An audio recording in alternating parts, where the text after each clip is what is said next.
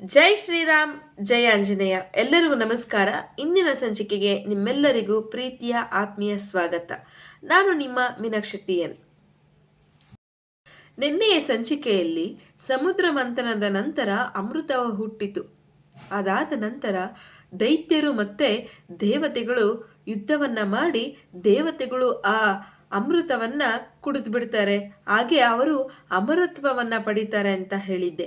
ಅದಾದ ನಂತರ ಏನಾಯ್ತು ಈ ರಾಮಾಯಣದ ಕಥೆಯಲ್ಲಿ ಅನ್ನೋದ್ರ ಬಗ್ಗೆ ನಾನಿವಾಗ ನಿಮಗೆ ತಿಳಿಸ್ಕೊಡ್ತೀನಿ, ಬನ್ನಿ.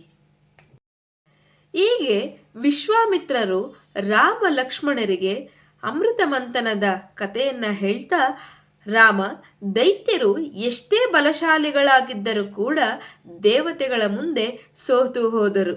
ಏಕೆಂದರೆ ದೈತ್ಯರು ಅಧಾರ್ಮಿಕರು, ದೇವತೆಗಳು ಧಾರ್ಮಿಕರು.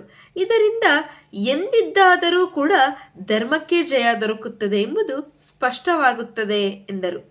ವಿಶ್ವಾಮಿತ್ರರು ಅಮೃತ ಮಂಥನದ ಕತೆ ಹೇಳುತ್ತಿದ್ದಂತೆಯೇ ಆ ವಿಶಾಲನಗರದ ರಾಜನಾದ ಸುಮತಿಗೆ ಇವರು ಬಂದ ಸುದ್ದಿ ತಿಳಿಯಿತು.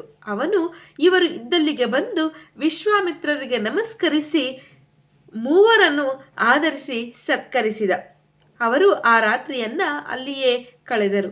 ಮಾರನೆಯ ದಿನ ಮಿಥಿಲಾ ನಗರದ ಕಡೆಗೆ ಎಲ್ಲರೂ ಸೇರಿ ಮಿಥಿಲಾ ನಗರದ ಕಡೆಗೆ ಪ್ರಯಾಣವನ್ನ ಮುಂದುವರಿಸಿದ್ದರು. ಮಿಥಿಲ ನಗರ ಸಮೀಪಿಸುತ್ತಿದ್ದಂತೆ ಒಂದು ಸುಂದರವಾದ ವನ ಕಾಣಿಸಿತು.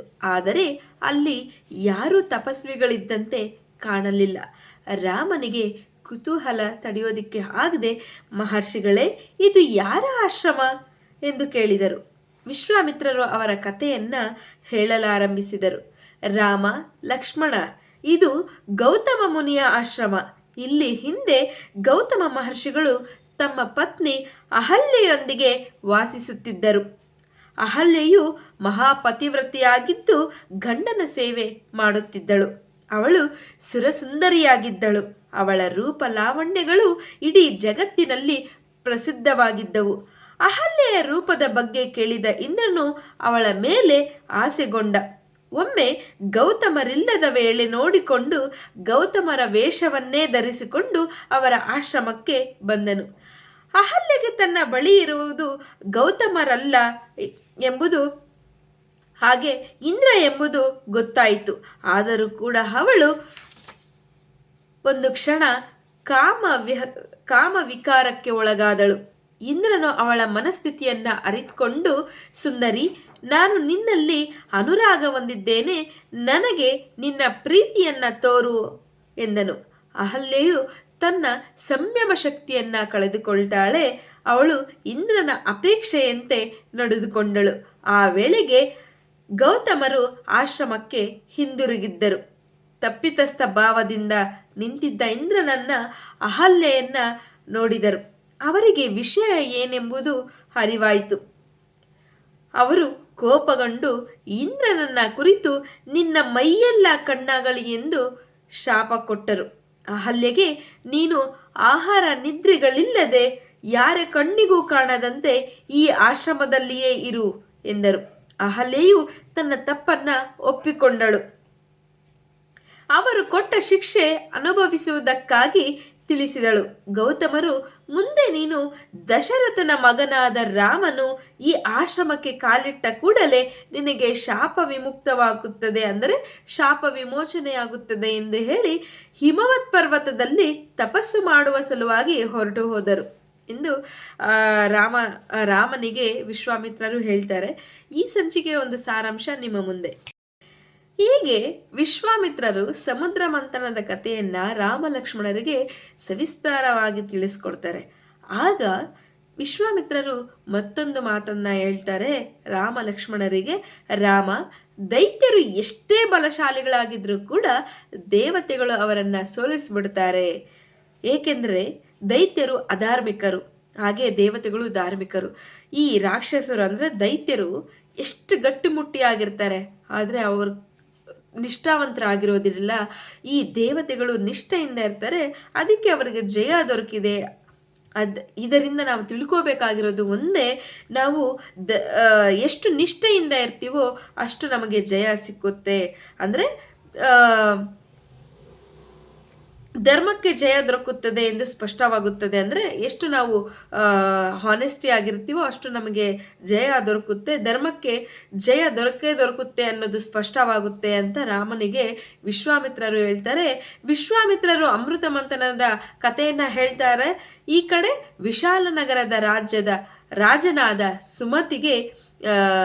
ಸುಮತಿಗೆ ಇವರು ಬಂದಿರೋ ವಿಷಯ ಗೊತ್ತಾಗುತ್ತೆ. ನಮ್ಮ ಒಂದು ರಾಜ್ಯಕ್ಕೆ ವಿಶ್ವಾಮಿತ್ರರು ಹಾಗೆ ರಾಮ ಲಕ್ಷ್ಮಣರು ಬಂದಿದ್ದಾರೆ, ಅವರನ್ನ ಬರಮಾಡ್ಕೊಳ್ಬೇಕು ಅಂತ ಹೇಳಿ ಅವರು ಇದ್ದಲ್ಲಿಗೆ ಸುದ್ದಿಯನ್ನು ತಿಳಿದು ಅವರಿದ್ದಲ್ಲಿಗೆ ಬರ್ತಾರೆ. ಈ ಸುಮತಿ ರಾಜ ಅಲ್ಲಿಗೆ ಬಂದು ವಿಶ್ವಾಮಿತ್ರರಿಗೆ ನಮಸ್ಕರಿಸಿ ಹಾಗೆ ರಾಮ ಲಕ್ಷ್ಮಣರನ್ನು ಕೂಡ ಸತ್ಕರಿಸಿದ ಅವರು ಆ ರಾತ್ರಿಯನ್ನ ಅಲ್ಲಿಯೇ ಕಳೀತಾರೆ. ಏಕೆಂದ್ರೆ ಕತ್ತಲೆ ಆಗಿರೋದ್ರಿಂದ ಪ್ರಯಾಣವನ್ನ ಬೆಳೆಸೋದಿಕ್ಕೆ ಕಷ್ಟ ಸಾಧ್ಯ ಅಂತ ಹೇಳಿ ಆ ರಾತ್ರಿ ಅಲ್ಲಿಯೇ ಉಳ್ಕೊಂಡು ಮಾರನೆಯ ದಿನ ಮಿಥಿಲೆಯ ಕಡೆಗೆ ಅವರು ಪ್ರಯಾಣವನ್ನ ಮುಂದುವರಿಸ್ತಾರೆ. ಆಗ ಮಿಥಿಲಾ ನಗರ ಸಮೀಪಿಸುತ್ತಿದ್ದಂತೆ ಇನ್ನೇನು ಕೆಲವೇ ಒಂದು ತಾಸುಗಳು ಇರಬೇಕಾದ್ರೆ ಅವರಿಗೆ ಒಂದು ಆಶ್ರಮ, ಒಂದು ಸುಂದರವಾದ ವನ ಕಾಣಿಸುತ್ತೆ. ಅಲ್ಲಿ ಒಂದು ಆಶ್ರಮ ಕಾಣಿಸುತ್ತೆ. ಅಲ್ಲಿ ಯಾರು ತಪಸ್ವಿಗಳು ಕಾಣೋದಿಲ್ಲ. ಅವಾಗ ಈ ರಾಮನಿಗೆ ಕುತೂಹಲವಾಗುತ್ತದೆ. ಏಕೆಂದರೆ ಸುಂದರವಾದ ವನ, ಅಲ್ಲಿ ಯಾರು ತಪಸ್ವಿಗಳಿಲ್ವಲ್ಲ ಅಂತ ಹೇಳಿ ಮಹರ್ಷಿಗಳಂದ್ರೆ ವಿಶ್ವಾಮಿತ್ರರನ್ನ ಕೇಳ್ತಾರೆ. ಮಹರ್ಷಿಗಳೇ, ಇಲ್ಲಿ ಯಾರು ಇಲ್ಲ, ಇದು ಯಾರ ಆಶ್ರಮ ಅಂತ ಕೇಳಿದಾಗ ವಿಶ್ವಾಮಿತ್ರರು ಆ ಒಂದು ವನದ ಬಗ್ಗೆ ಹಾಗೂ ಆ ಆಶ್ರಮದ ಬಗ್ಗೆ ತಿಳಿಸ್ಕೊಡ್ತಾರೆ. ಅದೇನು ಅಂತ ತಿಳಿಸ್ಕೊಡ್ತಾರೆ ಅಂತ ನೋಡೋಣ. ಇದು ಗೌತಮ ಮುನಿಯ ಆಶ್ರಮ ಅಂತ ಹೇಳ್ತಾರೆ. ಇಲ್ಲಿ ಹಿಂದೆ ಗೌತಮ ಮಹರ್ಷಿಗಳು ತಮ್ಮ ಪತ್ನಿ ಅಹಲ್ಯೆಯೊಂದಿಗೆ ಇಲ್ಲಿ ವಾಸವಾಗಿದ್ದ. ಅಹಲ್ಯೆಯು ಮಹಾಪತಿವ್ರತಿಯಾಗಿರ್ತಾಳೆ. ಗಂಡನ ಸೇವೆ ಮಾಡ್ತಾನೆ ಅವಳ ಜೀವನವನ್ನ ಕಳೀತಾ ಇರ್ತಾಳೆ. ಅವಳು ತುಂಬ ಸುಂದರವಾಗಿರ್ತಾಳೆ, ಸುರಸುಂದರಿಯಾಗಿರ್ತಾಳೆ. ಅವಳ ರೂಪ ಲಾವಣ್ಯಗಳು ಇಡೀ ಜಗತ್ತಿನಲ್ಲಿ ಪ್ರಸಿದ್ಧವಾಗಿರ್ತವೆ. ಅಷ್ಟು ಸುಂದರವಾಗಿರ್ತಾಳೆ ಆಕೆ. ಈ ಒಮ್ಮೆ ಗೌತಮರಿಲ್ಲದ ವೇಳೆ ನೋಡಿಕೊಂಡು ಇಂದ್ರನು ಅವಳ ಮೇಲೆ ಆಸೆಗೊಂಡ. ಅಹಲ್ಯ ಒಂದು ರೂಪ ಲಾವಣ್ಯಗಳನ್ನು ನೋಡಿ ಅವನಿಗೆ ಅವಳ ಮೇಲೆ ಮೋಹ ಉಂಟಾಗುತ್ತದೆ. ಈ ಗೌತಮ ಮಹರ್ಷಿ ಇಲ್ಲದೆ ಇರೋ ಸಮಯದಲ್ಲಿ ಈ ಅಹಲ್ಯೆಯ ರೂಪ ಲಾವಣ್ಯಗಳ ಬಗ್ಗೆ ಕೇಳಿದ ಇಂದ್ರನು ಅವಳ ಮೇಲೆ ಆಸೆಗೊಳ್ತಾನೆ.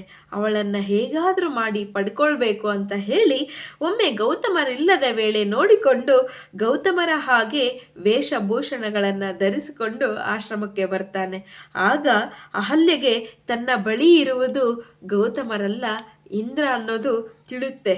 ಆದರೂ ಕೂಡ ಅವಳು ಒಮ್ಮೆ ಒಂದು ಕ್ಷಣ ಮೈ ಮರಿತಾಳೆ, ಕಾಮ ವಿಕಾರಕ್ಕೆ ಒಳಗಾಗ್ತಾಳೆ. ಅಹಲ್ಯ ಇಂದ್ರನು ಅವಳ ಮನಸ್ಥಿತಿಯನ್ನ ಅರ್ಥ ಮಾಡ್ಕೊತಾನೆ. ಅಂದರೆ ಅವಳಿಗೂ ಕೂಡ ಒಪ್ಪಿಗೆ ಇದೆ ಅಂತ ಹೇಳಿ, ಸುಂದರಿ, ನಾನು ನಿನ್ನಲ್ಲಿ ಅನುರಾಗ ಹೊಂದಿದ್ದೀನಿ, ಅಂದರೆ ನಿನ್ನನ್ನು ತುಂಬ ಇಷ್ಟಪಡ್ತಾ ಇದ್ದೀನಿ, ನನಗೆ ನಿನ್ನ ಪ್ರೀತಿಯನ್ನು ತೋರು, ನಿನ್ನ ಪ್ರೀತಿ ನಿನ್ನ ಒಂದು ಸೌಂದರ್ಯವನ್ನು ಸವಿಯುವಂಥ ಅವಕಾಶ ನನಗೆ ಕೊಡು ಅಂತ ಕೇಳಿದಾಗ ಅಹಲ್ಯೆಯು ತನ್ನ ಸಂಯಮ ಶಕ್ತಿಯನ್ನು ಕಳೆದುಕೊಂಡಿರ್ತಾಳೆ.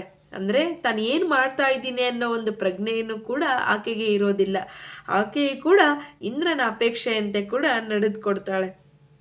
ಆ ಸಮಯಕ್ಕೆ ಸರಿಯಾಗಿ ನಮ್ಮ ಗೌತಮ ಮಹರ್ಷಿಗಳು ಅಲ್ಲಿಗೆ ಬರ್ತಾರೆ, ಆಶ್ರಮಕ್ಕೆ ವಾಪಸ್ ಆಗ್ತಾರೆ.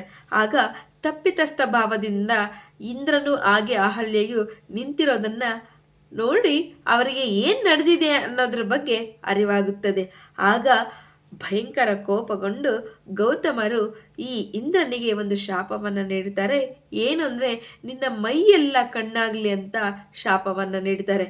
ಹಾಗೆಯೇ ಈ ಅಹಲ್ಯೆಗೂ ಕೂಡ ಶಾಪವನ್ನು ನೀಡ್ತಾರೆ.